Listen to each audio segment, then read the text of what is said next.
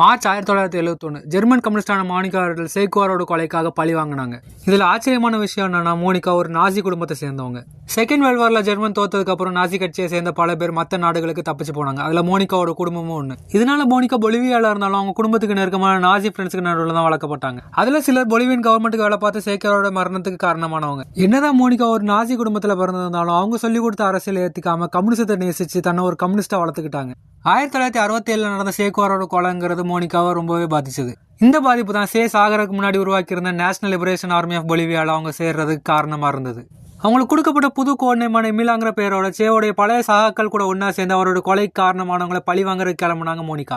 1971 சேக்குவாரோட கொலைக்கு காரணமானவங்களை முக்கியமான ஒருத்தரான Roberto கான்டலினா German சிட்டியான ஹாம்பர்க்ல இருக்கிற பொலிவியன் எம்பசில வேலை பார்த்துட்டு இருந்தாரு. மோனிகா அந்த இடத்துக்கு போய் அவர் நெஞ்சில 3 துப்பாக்கி குண்டுகளை இறக்கி அவர் கதையை முடிச்சாங்க. அவர் கொண்டுட்டு அந்த இடத்த விட்டு தப்பிச்சு போகும்போது இது இஎல்னு சொல்ல போற நேஷனல் லிபரேஷன் ஆர்மி தான் செஞ்சதுன்னு காட்டுறதுக்காக சில பொருட்கள் அங்க விட்டுட்டு போனாங்க. அவங்க பர்ஸ், விக்கு, துப்பாக்கியோட சேர்த்து சேக்குவாரோட ஃபேமஸான வார்த்தைகளான விக்டரியா டெத்துங்கிறத ஒரு பேப்பர் பை இஎல்னு மென்ஷன் பண்ணியிருந்தாங்க. இந்த கொலைக்கு மோனிகா தான் காரணம்னு சீக்கிரமே கண்டுபிடிச்சு அமெரிக்காவோட சப்போர்ட்ல செயல்பட்டுக்கிட்டு இருந்த பொலிவியன் அரசாங்கம் அவங்க தலைக்கு $20,000 அனௌன்ஸ் பண்ணியிருந்தாங்க. மோனிகாவோட பேருங்கிறது அவெஞ்சர் ஆஃப் சேன்னு உலகம் முழுக்க ஹெட்லைன்ஸ்ல பரப்பப்பட்டது.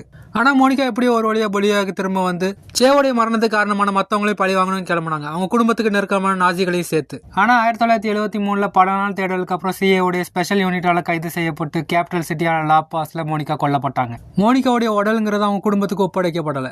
அவங்கள எங்க புதைச்சாங்கிறது கூட இது வரைக்கும் யாருக்குமே தெரியாது.